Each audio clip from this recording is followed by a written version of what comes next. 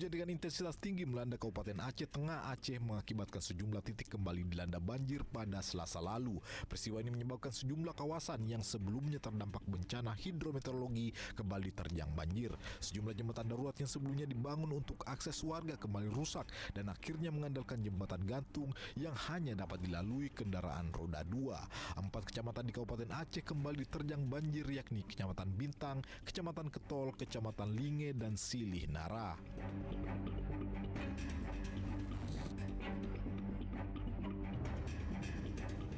Akibat tak mampu menampung air, sebagian atap di Terminal 3 Bandar Udara Internasional Soekarno-Hatta, Tangerang, Banten jebol pada hari Senin.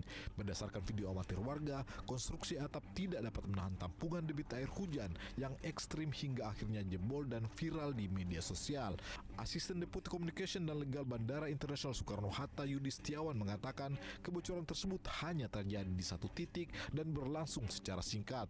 Petugas operasional langsung melakukan penanganan, sedangkan seluruh fasilitas sisi udara seperti runway, taxiway, dan apron dipastikan berada dalam kondisi baik dan tetap dapat beroperasi secara normal.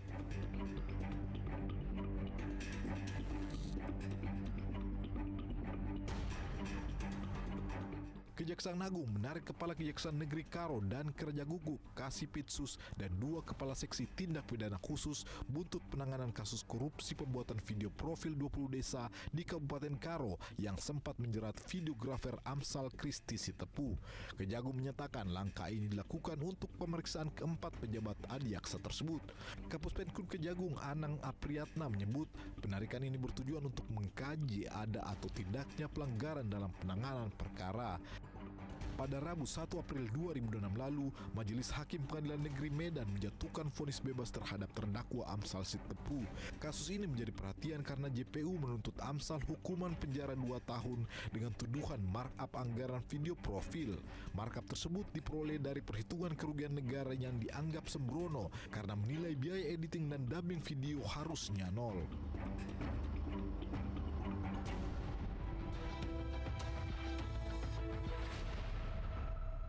Halo, selamat malam pemirsa. Selain 3 berita utama tadi, kami masih memiliki sejumlah berita yang menjadi isu utama pekan ini. Berita yang menjadi perhatian akan kami sajikan dalam Metro This Week mengulas tajam berita sepekan. Bersama saya, Glorinata.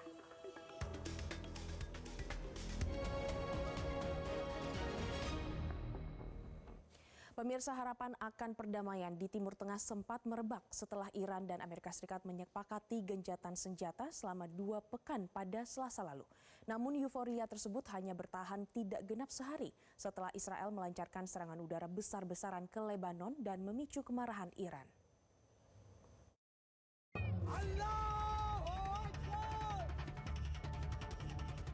Suasana penuh sukacita terlihat di Iran pasca diumumkannya gencatan senjata selama 2 pekan dengan Amerika Serikat pada hari Selasa 7 April waktu setempat.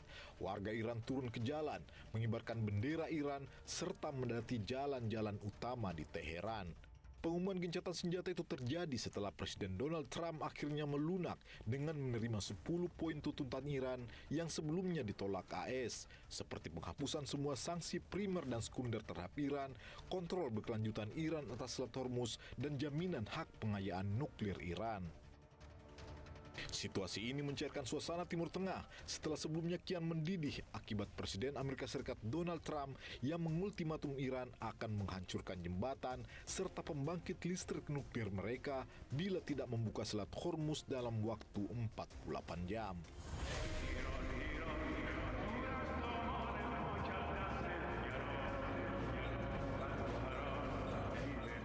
Ancaman Trump direspon dengan aksi heroik warga Iran yang membentuk rantai manusia depan pembangkit listrik di Kazerun, jembatan Putih Ahvaz di selatan Iran, dan jembatan Dezful yang bersejarah. Bahkan seorang musisi memainkan lagu Watan atau Tanah Air di dekat pembangkit listrik terbesar di Damafan yang menunjukkan bahwa warga Iran tidak takut dengan ancaman Trump tersebut.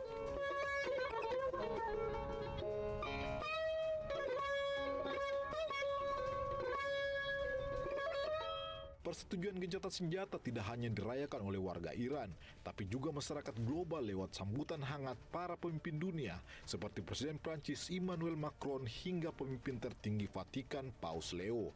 Pasar juga ikut positif dengan turunnya harga minyak dunia yang sebelumnya menyentuh puncak $116 per barel jatuh ke bawah level psikologis $100.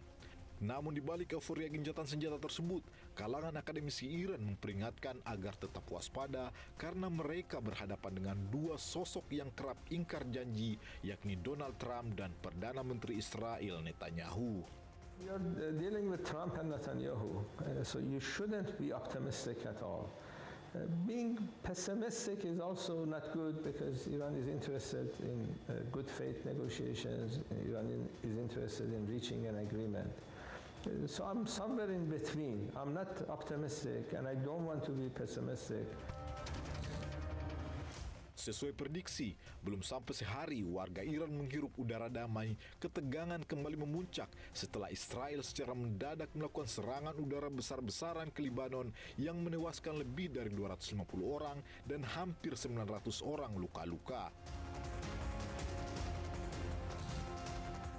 Iran murka karena tindakan tersebut adalah pelanggaran poin gencatan senjata yang telah disepakati dengan Amerika Serikat, di mana salah satunya adalah perdamaian di wilayah Lebanon.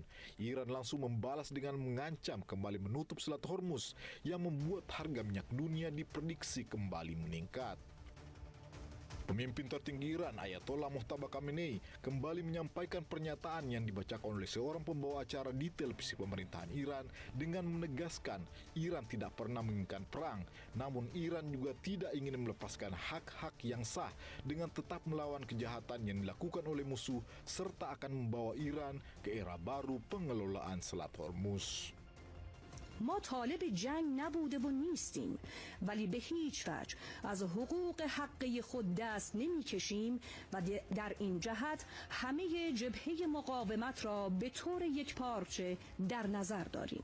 در همین مجال به همسایگان جنوبی ایران میگویم که شما در حال دیدن یک معجزه هستید. پس درست ببینید و درست درک کنید و در جای درست بایستید و به وعده های دروغین شیاطین بدگمان باشید. ما هنوز منتظر واکنش مناسبی از سوی شما هستیم تا برادری و خیرخواهی خود را به شما نشان دهیم. Namun situasi yang kembali memanas akibat ulah Israel tak menyurutkan keinginan Perdana Menteri Pakistan Muhammad Shahbaz Sharif untuk mendamaikan kedua belah pihak. Selaku mediator konflik, Sharif berhasil mendatangkan delegasi Iran dan Amerika Serikat ke Islamabad, Pakistan pada hari Sabtu. Untuk delegasi Iran dipimpin oleh Ketua Parlemen Iran Muhammad Bagher Kalibaf dan Menteri Luar Negeri Abbas Araghchi, sedangkan delegasi Amerika Serikat dipimpin langsung Wapres AS J.D. Vance. Namun pengamat menilai perundingan ini sulit menghasilkan kesepakatan karena kedua belah pihak bertahan pada pendiriannya masing-masing. Ada beberapa hal yang bakal menghalangi terjadi perundingan. Belum mencapai kesepakatan tapi tidak terjadi perundingan. Pertama, seperti kata Menteri Luar Negeri Iran Abbas Araghchi, kita datang dengan niat baik tapi tidak punya kepercayaan. Jadi Iran sudah tidak percaya terhadap Amerika Serikat. Jadi yang dilakukan Iran datang adalah untuk menghormati niat baik dari Pakistan yang ingin menjadi mediator. Tapi Iran tidak percaya dengan pihak Amerika Serikat. Itu halangan pertama. Yang kedua adalah mengenai dua prasyarat untuk mulai berunding. Jadi Iran belum bicara dengan dua prasyarat, yakni gencatan senjata di Lebanon. Ini tidak mungkin karena sampai sekarang Israel, Netanyahu, Perdana Menteri Israel Benjamin Netanyahu maupun Panglima Angkatan Bersenjatanya Letnan Jenderal Eyal Zamir tidak berbicara tentang gencatan senjata di Lebanon. Seberapapun ringkinya meja perundingan di Islamabad, Pakistan, namun titik temu tetap diharapkan terjadi di tengah situasi yang cukup sulit dan kompleks ini. Negosiasi di Islamabad akan menjadi tolok ukur apakah sejarah perang Amerika, Israel, dan Iran akan berakhir ataukah kian terperosok ke dalam krisis yang lebih dalam. Tim Liputan Metro TV. Sementara itu pemirsa, Ketua Komisi Keamanan Nasional Parlemen Iran, Ebrahim Azizi menyatakan bahwa negosiasi gencatan senjata antara Iran dan Amerika tidak mendapat titik temu dan menyebutkan bahwa Amerika tidak dapat dipercaya. Dan Wakil Presiden Amerika Serikat J.D. Vance mengklaim bahwa titik kegagalan berada pada penolakan Iran terhadap persyaratan yang diajukan oleh Amerika Serikat. آمریکایی‌ها بدعهد هستند به ویژه دولت حاکم به ویژه رئیس جمهور متوهم خودشیفته و نامتعادل آمریکا هیچ اعتمادی نداریم اما خب حضور ما در این مذاکرات برای بیان خواسته‌های به حق ملت ایران و برای اثبات حقانیت ما در همین میدان و برای اینکه بگیم هم میدان جنگ رو با قدرت پیش میبریم هم در میدان مذاکره میام حرفمون رو میزنیم. The bad news is that we have not reached an agreement, and I think that's bad news for Iran much more than it's bad news for the United States of America. So we go back to the United States having not come to an agreement. We've made very clear what our red lines are, what things we're willing to accommodate them on, and what things we're not willing to accommodate them on. And we've made that as clear as we possibly could, and they have chosen not to accept our terms. Pemirsa, tetaplah bersama kami di Metro This Week. Usai jeda berikut ini kami akan hadirkan informasi diantaranya mitos tak terkalahkannya teknologi militer Amerika Serikat runtuh akibat banyaknya pesawat super canggih yang jatuh dalam perang Amerika melawan Iran. Kami hadirkan usai jeda berikut ini.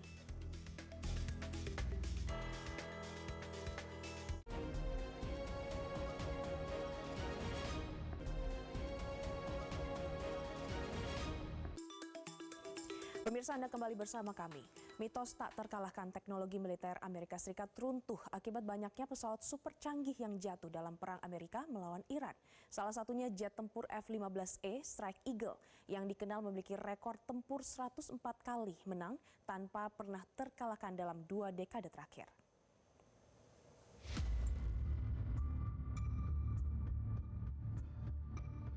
Operasi penyelamatan pilot jet F-15E Strike Eagle yang sebelumnya ditembak jatuh oleh Iran justru mengakibatkan 3 pesawat Amerika Serikat, yakni 2 unit helikopter Black Hawk dan pesawat angkut militer C-130 ikut limbung diterjang serangan udara Republik Islam Iran.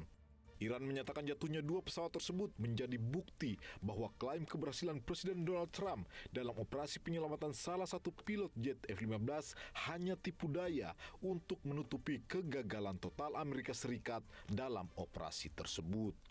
عملیات به اصطلاح نجات ارتش آمریکا که در قالب عملیات فریب و فرار فوری به بهانه نجات خلبان هواپیمای ساقط شده خود در یک فرودگاه متروکه در جنوب اصفهان تحریزی شده بود با حضور به موقع نیروهای مسلح جمهوری اسلامی ایران به شکست کامل انجامید. پیرو اطلاعات قبلی در بررسی‌های تکمیلی توسط کارشناسان حاضر در صحنه مشخص گردید 2 فروند هواپیمای نظامی ترابری C-130 و 2 فروند بالگرد بلک هاک ارتش آمریکا با تحقق وعده الهی و یاری خداوند متعال و آتش خشم مقدس لشکریان اسلام در نیروهای مسلح مقتدر منهدم شدند. Peristiwa jatuhnya 3 pesawat ini membuat daftar panjang jumlah pesawat berteknologi tinggi AS yang keok di udara Iran. Sebelumnya, pada Jumat 3 April lalu, pesawat jet F-15 Strike Eagle yang sebelumnya diduga pesawat tempur siluman F-35 berhasil dihancurkan oleh Iran ketika melintas di wilayah Iran Tengah dekat perairan selatan Pulau Qasim. Jatuhnya pesawat ini menjadi pukulan telak bagi teknologi pesawat super canggih AS karena baru kali pertama berhasil ditembak jatuh setelah beroperasi selama 2 dekade membantu Amerika Serikat melakukan berbagai serangan udara di wilayah Timur Tengah. Berdasarkan data US Air Force, F-15E Strike Eagle merupakan jet tempur multiperan andalan Amerika Serikat yang telah dirancang untuk misi serangan presisi jarak jauh dengan memiliki panjang 19 meter dan mampu melesat hingga kecepatan sekitar 3.000 km per jam.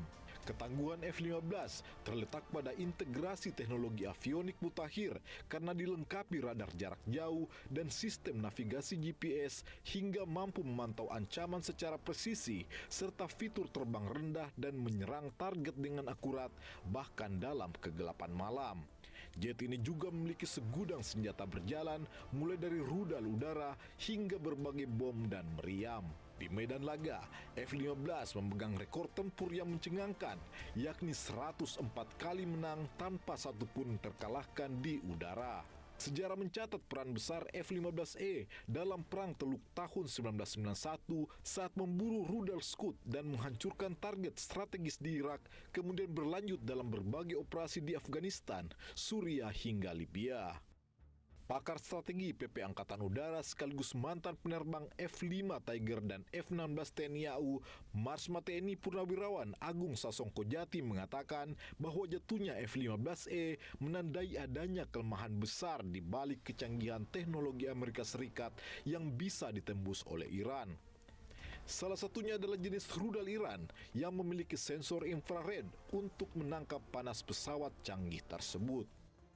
Nah, infrared sensor yang dimiliki oleh Iran itu infrared yang sangat peka. Dia tidak melihat suhu 900 derajat dari panas di belakang pesawat.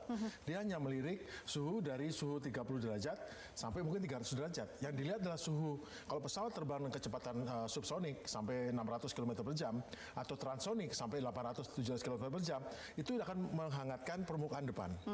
Suhunya akan menjadi suhunya mungkin 40 derajat, 50 derajat, makin kencang naik sampai 60 derajat. Ya. Tidak panas, kita pegang pun tidak panas. Tapi itu sudah cukup untuk dilihat sensor inframerah. Pada saat perang di saat awal ketinggian tinggi 30.000 nyawa. Nah, begitu belakangan ketahuan, wah ini jangan-jangan kita sasaran kemarin kok dibilang kita hancurkan kok masih radarnya masih berfungsi. Mereka terbang rendah, F-15 terbang rendah. Nah, terbang rendah karena di sini ada radar yang menyala, dia terbang di sela-sela gunung. Jadi kan ini radar, ini ada gunung, dia turun sehingga radarnya tidak niat ya. Nah, dia terbang di sela. Nah, pada ketinggian rendah ini dia ketangkap sama mobile station untuk inframerah ketangkap. Nah, saat itu juga mereka ketemu dengan dua macam. Kalau pesawat F-15 dia disikat dengan rudal inframerah biasa, kecepatan tinggi. Tapi kalau F-35 dia disikat dengan menggunakan rudal merangkap drone. Marsma TNI Purnawirawan Agung Sasongko Jati menyatakan hingga saat ini sudah ada 18 pesawat super canggih Amerika Serikat yang berhasil ditembak jatuh oleh Iran. Dari jumlah tersebut, Amerika Serikat disebut mengalami kerugian hingga mencapai 9,1 triliun rupiah. Sebetulnya yang terjadi tadi, saya koreksi ada 18 pesawat yang jatuh. 18? Kalau Reaper-nya mungkin belasan, sama Hermes punya Israel itu juga belasan. Itu memang santapannya orang Iran tuh kalau udah drone-drone itu. Ya. Jadi ada kejadian kemarin F-15 jatuh dekat Bushehr ya. Tapi sesungguhnya dicurigai bahwa ada pesawat Hercules yang dua dihancurkan sendiri, satu MC-30 dihancurkan, kemudian banyak lain. Itu sebetulnya terkait dengan semacam, rupanya ada semacam serangan yang gagal, yaitu untuk menyerang Isfahan untuk mengambil uranium sebetulnya. Total semua harganya itu 575 juta dolar dengan seperti 9,1 triliun ya, rupiah itu mahal sekali. Kegagalan operasi penyelamatan dan jatuhnya belasan pesawat canggih ini diprediksi akan mengubah peta kekuatan udara di Timur Tengah. Pihak Pentagon sendiri belum memberikan pernyataan resmi terkait total kerugian yang disebut mencapai 9 triliun rupiah tersebut.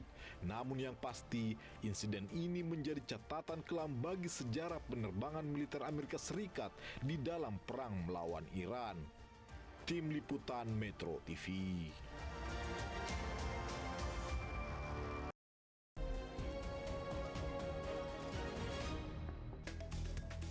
Pemirsa, pihak yang bertanggung jawab atas gugurnya 3 prajurit TNI dalam misi perdamaian UNIFIL di Lebanon akhirnya terungkap. Berdasarkan temuan awal tim penyidik Perserikatan Bangsa-Bangsa, insiden terpisah yang menerjang para prajurit terbaik bangsa tersebut diduga kuat melibatkan 2 pihak yang sedang berkonflik, yakni Israel dan Hizbullah. Atas temuan tersebut, pemerintah Indonesia mulai mempertimbangkan evaluasi menyeluruh terkait dengan pengiriman pasukan di wilayah beresiko tinggi. Dan pemirsa, informasi tadi sekaligus menutup jumpa kita malam ini di Metro This Week. Mewakili kerabat kerja yang bertugas, saya Glorinata pamit undur diri. Terima kasih dan sampai jumpa.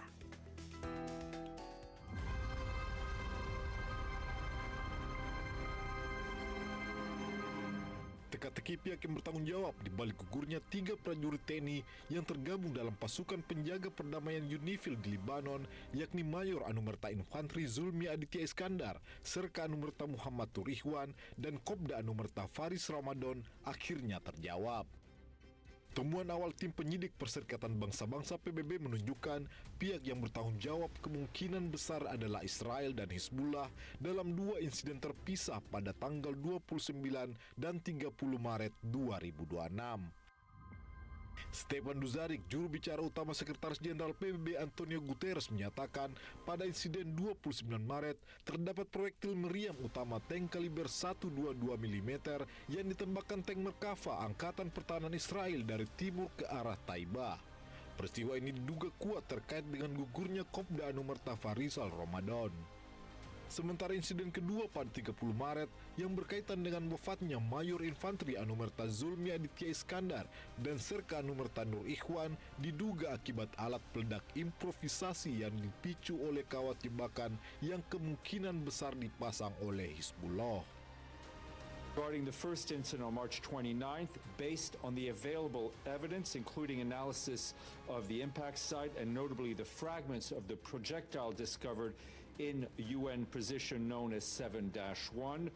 The projectile was a 122mm tank main armament round fired by an Israeli Defense Force Merkava tank from the east in the direction of Taiba. Of the incident on March 30th, based on the available evidence, including the analysis of the site of the explosion, the impacted vehicle, and a second improvised explosive device that was discovered in the same nearby on the same day. That explosion we can say was caused by victim advocated, which is a tripwire IED. The IED was most likely placed by Hezbollah. PBB menyatakan telah menyampaikan hasil investigasi awal ini kepada pemerintah Indonesia, Israel, dan Libanon dan berjanji akan melakukan investigasi lebih lanjut untuk menyeret pihak yang bertanggung jawab di pengadilan internasional. Sementara itu, Kementerian Luar Negeri Indonesia menyatakan telah menerima pemberitahuan dari Dewan Keamanan PBB terkait hasil penyelidikan tersebut. Kemenlu menyatakan bila hasil investigasi sudah memastikan pihak yang bertanggung jawab adalah Israel, Indonesia akan membawa kasus ini ke tingkat pengadilan internasional. Pemerintah Indonesia telah mencatat hasil investigasi tersebut dan meminta agar PBB dapat menuntaskan investigasi secara menyeluruh. Apabila hasil temuan dari investigasi awal ini, maka pemerintah Indonesia akan mengutuk keras terhadap Israel atas tindakan yang mengakibatkan gugurnya dan terlukanya prajurit TNI yang bertugas sebagai personel pemelihara perdamaian, serta menegaskan bahwa tindakan tersebut merupakan pelanggaran serius terhadap hukum internasional. Selain itu, Kemenlu juga menuntut akuntabilitas dan keadilan atas seluruh serangan terhadap personil UNIFIL Indonesia, mengingat 3 personil TNI lainnya di UNIFIL Libanon kembali dilaporkan mendapat serangan pada 3 April lalu dan menyebabkan 2 diantaranya mengalami luka serius.